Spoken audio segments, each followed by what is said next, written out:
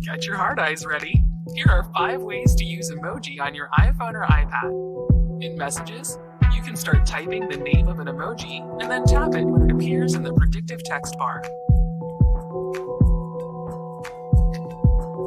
If you've already typed a message, tap the emoji button on the keyboard.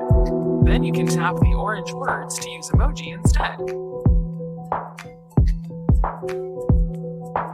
Want more emoji on your home screen? Touch and hold the folder and select Rename, and you can use emoji instead of words. You can even use emoji for contact names. Just open a contact and tap Edit. Then pick an emoji that makes you think of your friend. To type your favorite emoji combination faster, you can save it as a text replacement in Settings.